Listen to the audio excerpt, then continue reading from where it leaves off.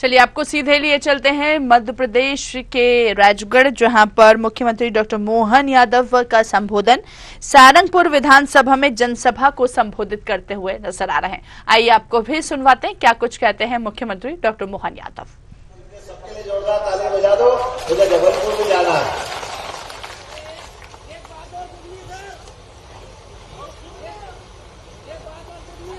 बेटा हम सुनाने आए, बाद में तो अकेले सुना देना कान में मेरे को। जोरदार ताली बजा, इसके लिए भी कोई बात नहीं। अच्छा हमारा अच्छा कार्यकर्ता है, मैं तुम्हारी बात सुन के जब है ना मेरे पास ही सुना देना। सबसे पहले मेरी जानकारी में आया कि इस राजगढ़ जिले में असमय वर्षा हुई, फसलों की नुकसानी हुई, तो हमने प्रमुख सचिव को कहा है कि किसी भी किसान का कोई नुकसान नहीं होना चाहिए। प्रत्येक किसान का कोई भी नुकसान हुआ है उसका सर्वे करके मुआवजा, राहत की राशि, फसल का नुकसान भी, और अगर कोई पशु हानि या कोई अन्य नुकसान हुआ तो हमारी सरकार प्रत्येक को उसका अपना हक का हिस्सा सरकार के माध्यम से देगी, ये मैं निर्देश दे चुका हूं। हम सब जानते हैं परमात्मा की दया से आज बदलते दौर के समय में हम पहुंचे हैं। मैं पहले तो आपको धन्यवाद दूंगा, आपने अपने विश्वास को कायम रखा है। पहले कोठार जी थे और अभी गौतम टेटवाल जी है। पूरा जिला एक साथ भाजपा के पक्ष में आकर के प्रचंड बहुमत से आपने सरकार बनाई। मैं आपका हाथ जोड़ के आभार भी मानता हूं और धन्यवाद भी देता हूं।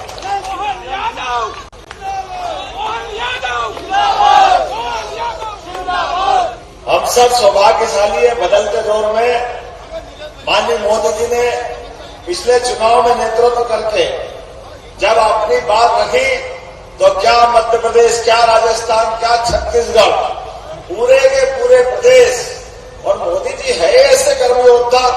और क्या नारा जमा था एमपी के मन में और मोदी के मन में, क्या गजब ढाया है आपने। इतने कमल के फूल के बटन दबे, ऐसा लगा पेटी फाड़ के निकल गई कमल के फूल की हमारी। इतनी जबरदस्त जीत मिली है, ऐसा माहौल बना, क्या आनंद आया।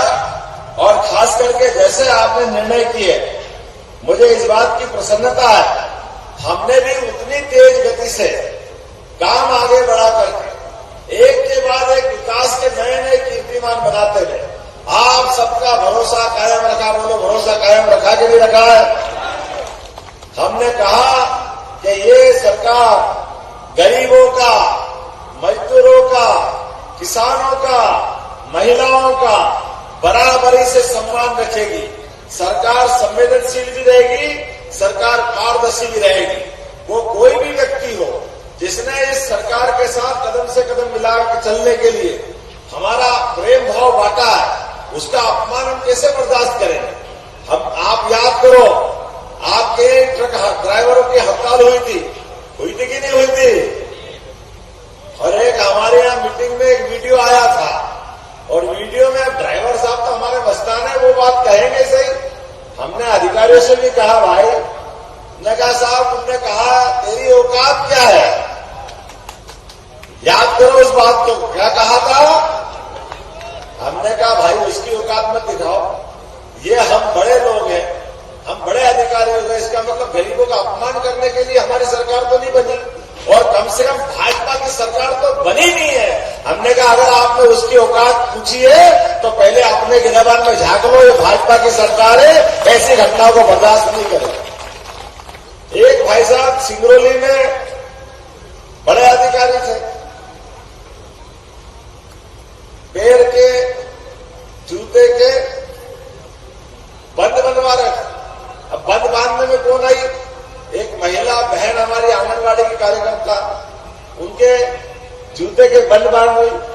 मैंने कहा यार ये तो नहीं चलेगा हमारी सरकार। उन्होंने कहा वो बीमार थे, तो बीमार तक छुट्टी ले लेते, क्यों आए नौकरी पे। और अगर नौकरी पे आए और आप वीडियो भी बन रहा और आपके जूते के बंद बन रहे, तो ये तो आपको मालूम और उसको मालूम कि बीमार है। बाकी लोगों के मन में क्या आएगा कि एक बहन से कोई जूते बनवा रहा और उसके सरकार आंख मीच के बैठी है। हमारी सरकार कभी माफ नहीं करेगी ऐसी घटना को। हमने तुरंत कार्रवाई की और उसका फैसला आया कि जब तक आप छुट्टी से अच्छे हो जाओ बीमार होकर के, तब आप काम पे आना, हम आपको काम पे नहीं रखेंगे।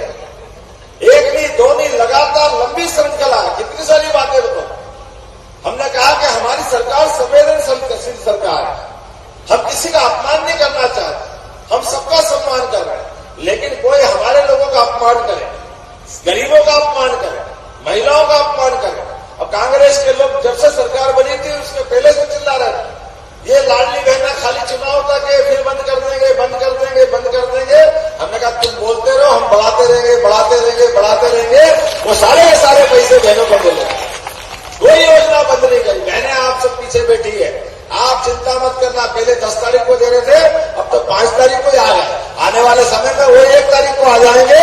ये महिलाओं की सरकार, बहनों की सरकार, गरीबों की सरकार। हम किसी के पैसे बंद करने वाले।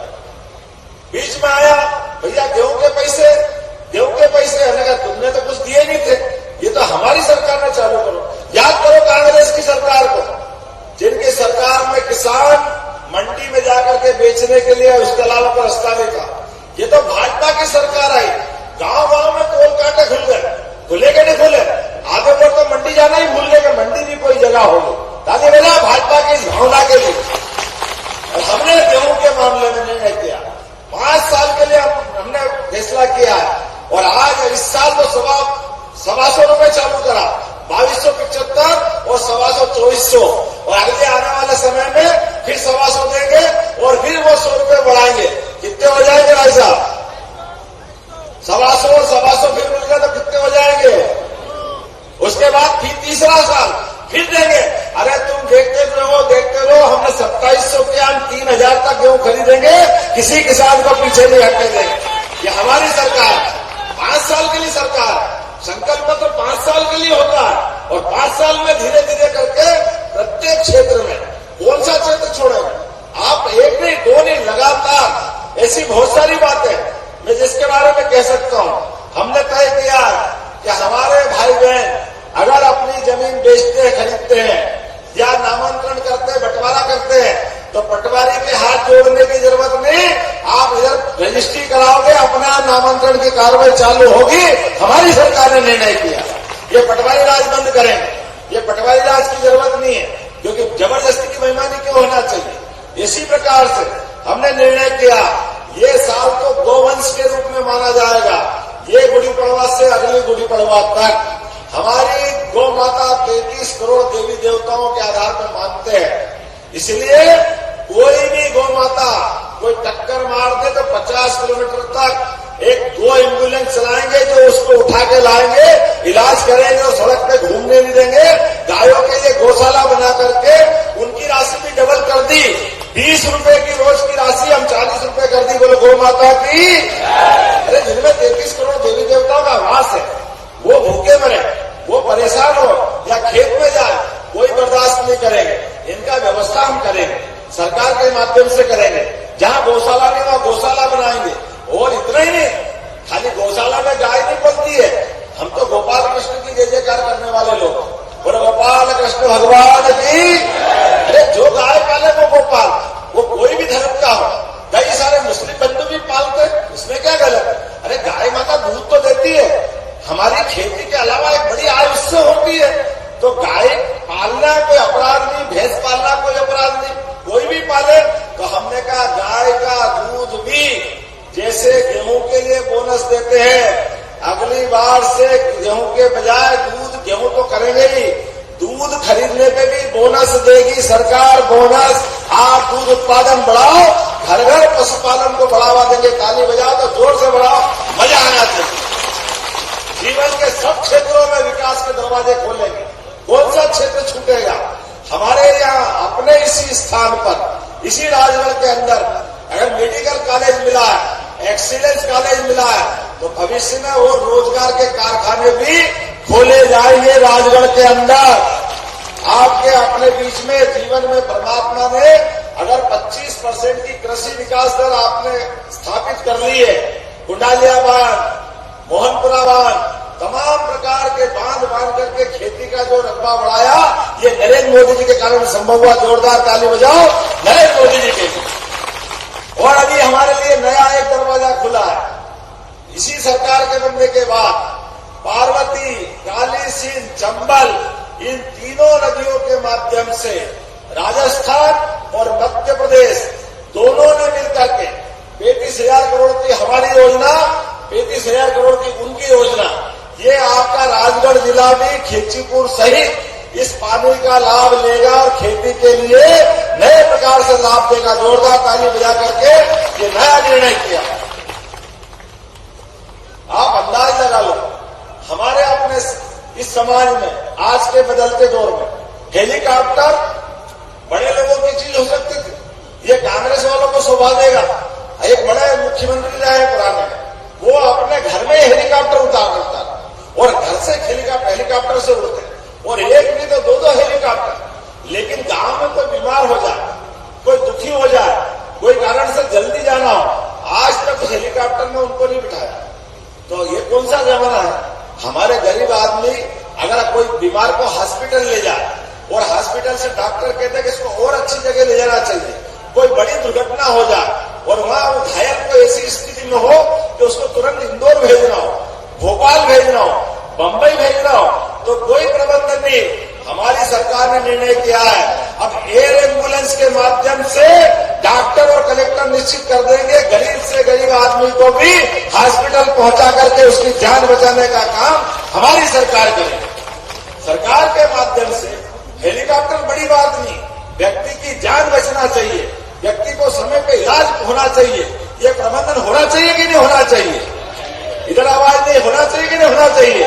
होना चाहिए। जोरदार ताली बजा के बताओ कि हाँ, ये व्यवस्था हमने व्यवस्था में दी। और मुख्यमंत्री तीर्थ दर्शन के माध्यम से हम अपने राज्य से बाहर भेजते थे। जब कोई केदारनाथ जाता है, कोई रामेश्वरम जाता है, कोई बद्रीनाथ जाता है, भैया ठीक है वहां भी जाएंगे, लेकिन अपना राज्य भी इतना बड़ा। अगर हमको चित्रकूट जाना है, अगर हमको चित्रकूट वालों को ओंकारेश्वर और महाकालेश्वर जाना है, तो अगली समय से तीर्थ दर्शन व्यवस्था में भी हेलीकॉप्टर सेवा हम भी चालू करने वाले हैं मध्य प्रदेश के अंदर। बोले महाकाल महाराज की। इन व्यवस्थाओं में क्या आपत्ति है? अब ये बदलते दौर का समय, ऐसी कई सारी योजनाओं को हमारी सरकार ने लागू किया। और तो 3 नए विश्वविद्यालय खोले हमारी सरकार ने युवाओं के लिए। या युवा बैठे, आपको मार्कशीट संभालने के लिए, ट्रांसफर सर्टिफिकेट को रखने के लिए अलग अलग प्रकार से कागज अवेरने की जरूरत नहीं है। अब डिजी लॉकर के माध्यम से आपके अपने दस्तावेज उस डिजिटल लॉकर में रख दो, अपने आप सुरक्षित रहेंगे। मोबाइल के माध्यम से कहीं भी जाओगे, किसी को भी जरूरत है 1 मिनट में देख के बता देंगे। ये हमारी सरकार ने निर्णय किया। 10,000 पटवारी सहित अलग अलग नियुक्तियां जो होना थी, 1 दिन के अंदर सबको नियुक्ति सर्टिफिकेट देने का काम हमारी सरकार ने किया है। ये बेरोजगारी के युग में किसी को बेरोजगार होकर बहुत दिन धक्के खाने की जरूरत नहीं। तुरंत महाकल्याण, अगर हम उसकी मदद करते तो सरकार इसी बात के लिए जानी जाती। और 1 नहीं 2 नहीं, अरे कितना खराब लगता है। हॉस्पिटल में एम्बुलेंस से घायल को तो छोड़ देते, घायल अच्छा होने के लिए डॉक्टर के पास जाता और कोई कारण से शरीर छूट जाए। अब कोई गांव से आता, पहाड़